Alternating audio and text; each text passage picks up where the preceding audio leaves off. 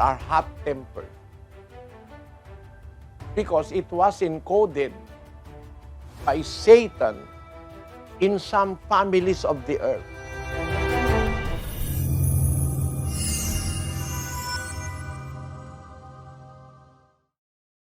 We are living in a world wherein humans have their own preferences and choices in life. And the reason is because we are allowing the two encoders to encode into our being 8:10 of the book of Hebrews. Let us read first. For this is the covenant that I will make with the house of Israel after those days, said the Lord.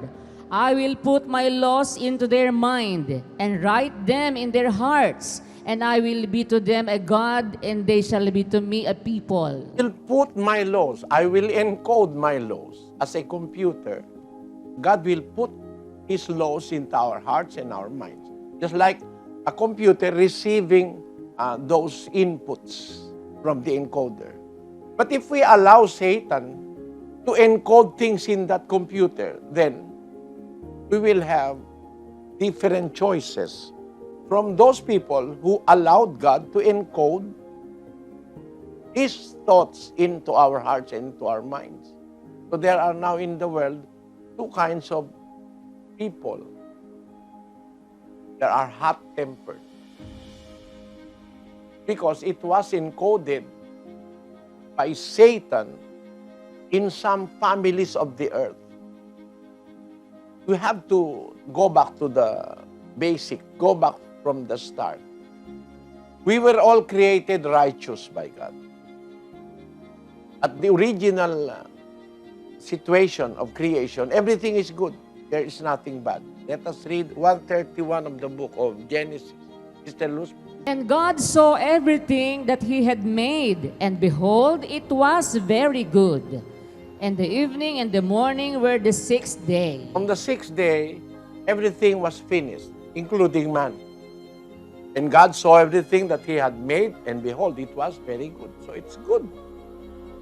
Thousands of years after the creation, Solomon, the wisest man on earth, assessed everything. And his assessment is, let us go back to 7:29 of the book of Ecclesiastes, Sister Luz. Lo, this only have I found, that God hath made man upright, but they have sought out many inventions. Sought out many inventions. They entertained inventions in their being. We were originally created upright by God, but there are people who allowed themselves to be receiving the thoughts of Satan. That's why I use the word encoded, because Satan is putting into our minds things which are not of God. He's putting into our minds lies, illusions, etc. Let us read 2 Thessalonians chapter 2, verse 11. And for this cause, God shall send them strong delusion, that they should believe a lie. There are people who prefer to believe in lies. Because of that, God shall send them a strong delusion that they should believe a lie. 12. That they all might be damned who believed not the truth, but had pleasure in unrighteousness. There are people who prefer lies more than the truth. It was discovered by the Lord Jesus Christ when He was on earth.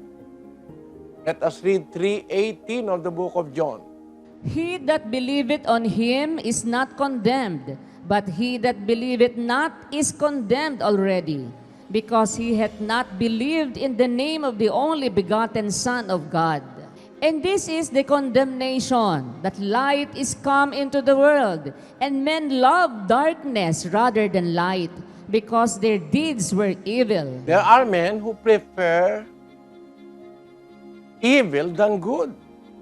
This is the condemnation, said the Lord Jesus Christ, that light is come into the world, and men love darkness rather than light, because their deeds were evil. People who are accustomed to do evil will not love light.